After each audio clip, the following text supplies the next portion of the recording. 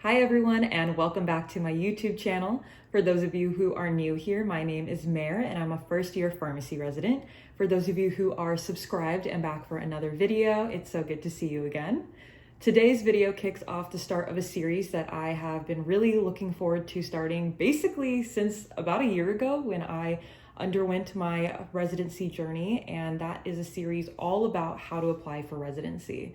If you've decided that you want to do a residency and you don't know where to go or where to start, this is definitely the video for you. If you've already started looking, hopefully this can give you some guidance. Of course, everything that I talk about is totally subjective. It's what worked for me, the process that I went through, and kind of the way that I space things out that I think work best for myself. Of course, there are so many people out there with resources as well that you should definitely take a look at. But for me, these are the things that helped me. And I realized that going throughout this whole process that there was not really one central place that broke down from beginning to end how to really go about all of these things. And so I thought I would go ahead and make it easy for everyone, myself included. Looking back during that time, I actually wrote all of this down during that time period so I'd remember. And I thought every month I would release a video that would say what to do for the following month, just to keep everyone else on track, to see if they need to make any adjustments, just to give some insight into what worked for me. Again, everyone has their own method to their madness. A ton of my friends did their own types of things, but I thought I would go ahead and share what worked best for me. And so I'll go ahead and get started. I have my Word document here that I curated last year, like I mentioned, when I started going through the process. And it's so crazy to think how well things worked out now. And I'm really at my dream institution. And so I couldn't be happier with everything. And I thought I would go ahead and share because even if it could help just one person, I think that that would be awesome. And hopefully it can benefit a lot more of you. So let's go ahead and get started. The first thing on my list that I want to talk about, and so this is all going to be for September. This video is coming out end of August, and these are the things that I recommend that you do during September to kind of stay on track. Again, super arbitrary being on track, but you get what I mean. So the first thing I want to talk about, and basically once you've decided that you want to do residency, is to start looking at residency programs. So there are managed care programs, acute care programs like the one I'm in, there are ambulatory care programs, there are admin and leadership ones. Within AmCare itself, there are even specialized residencies that you can take a look at. Within acute care, there's even a pediatrics focused one at my institution in particular. So many different things to take into consideration. And so I think once you've had an idea of what you want to go with, what path really speaks to you, it starts to come down to which institution you can see yourself practicing at. And so the way that I kind of figured out where I wanted to go or where I wanted to apply was first just thinking about where I wanted to live. For me, going into a residency also meant moving to a new city maybe, or spending an extended period of time somewhere. And by extended, it is quite a long period of time, but at the same time, it is only a year. So I did look at institutions in California, all along the West Coast, as well as on the East Coast, because I figured no matter what, it would be a great experience to try someplace new, or even find a place to settle down, whatever it may be. So I definitely think about places where you want to live. I look for big cities because that really speaks to me. I also thought about what type of hospital, so if I want a smaller regional hospital with more of a community vibe, or if I wanted something on the bigger side, an academic medical center, otherwise known as an AMC, that was affiliated with research and schools of all health disciplines. I also started thinking about the hospital census, so how many patients does this institution see? What would my patient load look like if I was a resident there? I also looked at what PGY1 rotations were offered. Every residency is so different from the other, but things to take a look at are what are their core rotations, what will be required, what are their electives that you get to choose from, how many rotations do you do in general, will it be 4 or 6 weeks, and just get an idea of what that focus in that institution is. And so for me, I was really looking for level 1 trauma centers to really get that diverse experience. And then looking at the staffing requirement. So in addition to being on rotation and being a resident and having your longitudinal activities, staffing is one of those components. And so looking at what that requirement is. Right now, I'm on an every 3-week rotation. And for me, I think it's the perfect amount of time spread apart.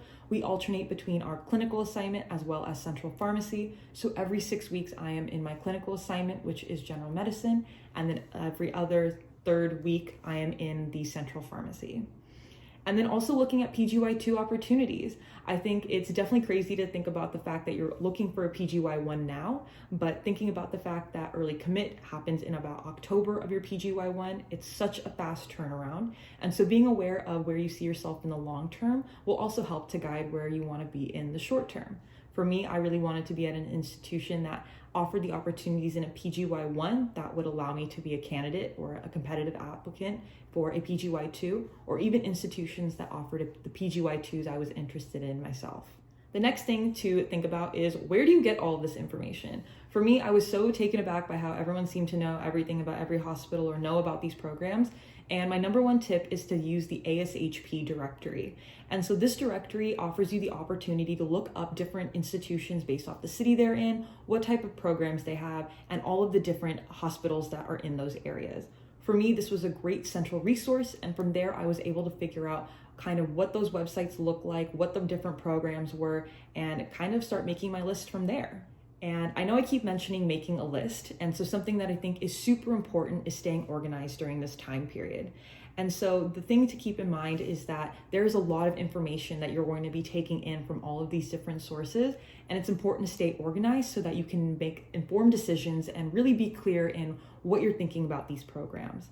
And so what I'm going to show you now is what the Excel sheet that I created for myself, well, I guess the entire workbook, since there are multiple tabs, and walk you through kind of what I consider to be the important points. And so what I want to talk about first is the first sheet that I have. And you can see here, it's listed as interested. So I kept all of the information I looked up about every single program here. I left Davis on there as the example because I ended up there. And so this is kind of the things that I looked for in a residency and that I jotted down when it came to making my own list. And so you'll see that I include the site. I then go on to the location. I look at what type of residency it is. I look at how many residents there are. So do I want a big residency class or a small one? I included the website just so I could easily access that throughout the whole process. I mentioned what core rotations, elective rotations, the required experiences that are also a part of it. These include the longitudinal ones, what the staffing requirement looked like, whether or not there's a teaching certificate. For me, that was something of importance. And also looking at what the benefits were, as well as what PGY2 opportunities were offered. Something else that I wanted to add to this original sheet is what the open house dates are. So now that there is COVID, I am unsure if these will be in person, if they'll continue to be virtual, but something to keep in mind. Again, you're going to get so much information. It's great to have it in a central spot. So here, this is where I kept open house dates, and I left a space for notes so that I could jot down who I spoke to and get their contact information, as well as keep track of a few of the things that we talked about. I also created additional columns for other showcases where you may meet other representatives, other RPDs, other residents of the institutions that you've already met with. And then that way you can kind of keep a record for yourself of everyone you've spoken with, all of the different things that you learned and from where you learned them. And so different showcases include CSHP, ASHP mid-year. I know Loma Linda did something, UCSF has a round table. So all of these different things I utilized in order to keep track of who I talked to, what we talked about, and get that contact information down. And then I left just the general notes at the end. This then takes us to the second sheet that I have. And this second sheet is what I'm utilizing for my letter of recommendation writers.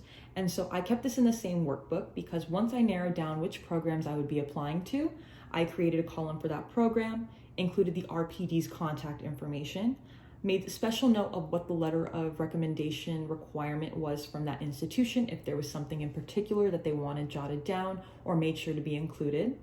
And last but not least, my reason for interest in this program. This sheet right here is my saving grace to be able to then forward along to my letter of recommendation writers. For me personally, and I'll talk about this a little bit more, I wanted to make sure they had all of the information possible to have an understanding of why each institution was important to me and why I was applying to them.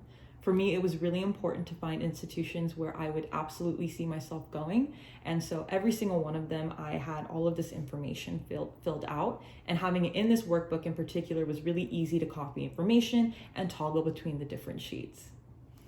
And in the last sheet here, this is how I kept track of all of the different requirements for all of the different institutions.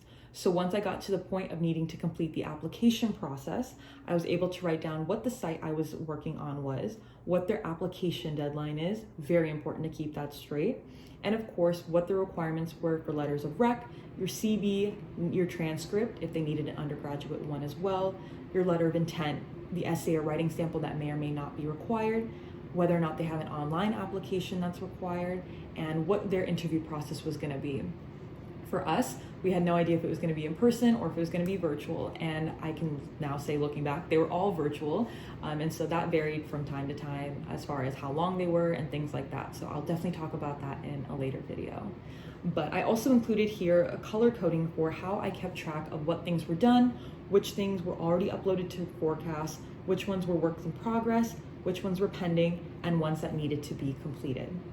And so I wanted to share what this looked like because I think it's really important, again, to stay organized. It's gonna feel like you've done a lot of work and you don't want it all to go to waste just because you can't remember where you read something or what institution that was about. And so it's super easy to keep things in one central location when you do it like this.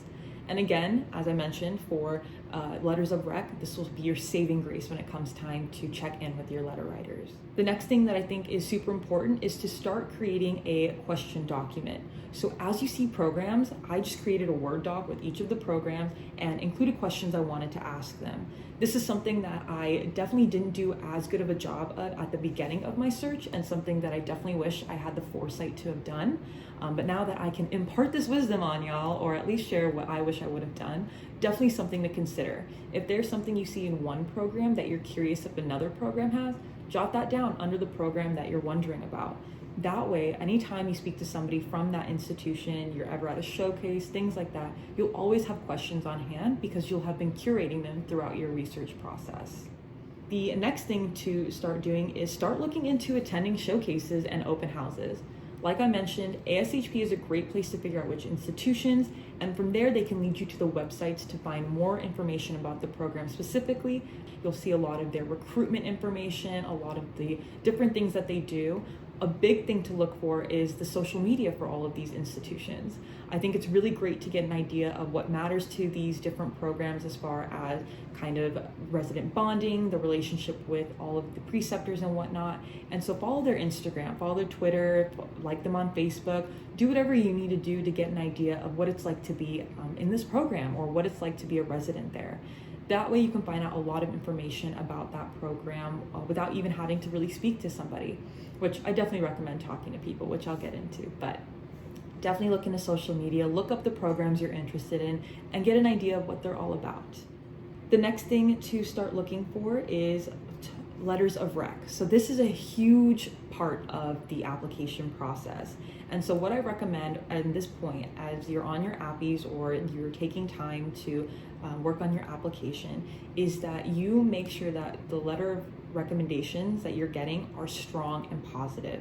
The way that I approach this is that at the midpoint evaluation of each of my rotations, I asked, or I let them know that I was looking for a strong and positive letter of recommendation, and asked them if there's anything I could do over the course of the next 3 weeks to ensure that that would be something that we could work on at the end of this rotation. My next recommendation is to look at the rubric itself. Spoiler alert, for me personally, I had no idea the letter of recommendation was not an actual letter that the preceptors wrote, but rather a form that they filled out until I opened Forecast. And you can literally go online and Google Forecast letter of recommendation and it'll pull it up for you. And there you can look at all of the different things that the preceptor you're asking for a letter from will be grading you on and will be evaluating you on, so that you can go ahead and make market improvements in particular areas. Be really honest with yourself and grade yourself the way that you think you're doing, and then have an honest conversation with your preceptor as far as what can you do to make things different if need be, or how can you finish out this rotation in a strong manner. From there, the things to consider are how many letters you're going to ask for. So what to consider is the fact that you can ask for program specific letters. So that means one specific letter for each institution, or you could have a letter written for each type of institution. So for example, I had friends who wanted to do ambulatory care, and they asked for a letter to go to academic medical centers, they asked for a generic letter to go to small regional hospitals, they asked for letters to go to VA, and so in total they had 3 letters. And then for whatever programs they were applying to, they would pick one of those 3.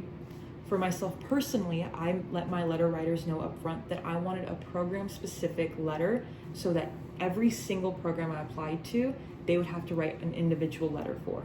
Of course, they were more than okay to say no. I let them know that I know that was a big ask, but that was something I definitely wanted because I wanted those programs to know that I very much had done the time and the research in knowing that this is someplace I would want to end up. And so they were very gracious and very kind in accepting to do so, but I think it's something important to bring up when you're having that conversation and asking somebody to do this favor for you. And the pros and cons of this, when you do have the institution-specific ones, pros is that it's very individualized. The program knows that you've definitely taken the time to look into them. The con on that is that if you do have to go into the phase 2 of the match, you don't have letters to then quickly turn around and reapply. That happens to be the pro if you do institution or a program specific, basically what type of program you're looking into, because in that way you can turn that around and then apply it to programs that fit into those general buckets. Again, that con then being is that it's not program specific in a sense that you can't name the institution in that letter. So all things to think about, again, pros and cons to both. Do whatever you think is going to be best for you in the long run. Personally, I'm really glad I stuck with the institution specific, but I have so many friends who ended up at residencies that ended up doing just the generic buckets for each of the different programs they were looking at. The next thing that I think is really important to do is to keep a living document of what you do on rotations and what interventions you make. This will be useful for you not only when you're in the interview process itself, because you'll get asked so many questions in regard to all of this, but another component to asking for a letter of recommendation for myself personally was including this document to all of my letter writers. This allowed my letter writers to have concrete examples that they could pull from. It allowed me to show them what I wanted to highlight about myself so that they could do the same in their letter. And really, it just makes their life easier and their job when it comes to writing this letter much easier. And I think that's super important because they're very busy. Your preceptor, whoever your letter writer may be, is probably writing a bunch of other letters. And so you really want to make your experiences stand out, and you want to make their job as easy as possible in being able to pull those specifics. So do yourself a favor. If you've already done rotations, do your best to think back. If you're on one right now, start writing those things down. It doesn't have to be anything crazy. And I think something that I got so hung up on was thinking these have to be life-altering, groundbreaking decisions that I made or things that I did. But really, you can list some of your day-to-day tasks. And kind of also a lot of the interventions that I made were very straightforward, but they had a big impact. And so I think it's important to think about the things that matter to you and the things that you want to highlight about yourself as a resident, and kind of think about, what did I do today? Take some time to self-reflect that made you really be true to yourself and highlight those traits about yourself that are going to make you such a great candidate. And the very last thing that I want to everyone to do, and I need to go do this right now, actually, this is a great reminder for myself, is to update your CV. If you haven't already done so, make sure everything through pharmacy school is done and squared away on your CV. And now the only thing left to do is at the end of each of your API rotations, you are merely making that one adjustment. Get your formatting down, get your bullets down. If you don't use bullets, don't use bullets. I use bullet points to do a little bit of explanation. Start making it look good and make your life easier so that by the time it comes to uploading your CV, the only thing you need to do is upload your last rotation from December into your CV so that you can put it onto forecasts. And I promise you, you will be thanking yourself later down the line when you have all of this taken care of, because there will be so many other things you need to worry about. Again, just to quickly recap the key takeaways. Number 1, start looking into residency programs. Use the ASHP directory, the program's website, as well as the Excel sheet template that I'll leave linked below in order to start getting organized. The second takeaway is to make sure you're looking out for open houses and any sort of showcases that these programs are going to be at. With that, you know that there are going to be opportunities for you to ask questions, so start making a question list now. The third takeaway is to start thinking about your intention behind asking for letters of recommendation.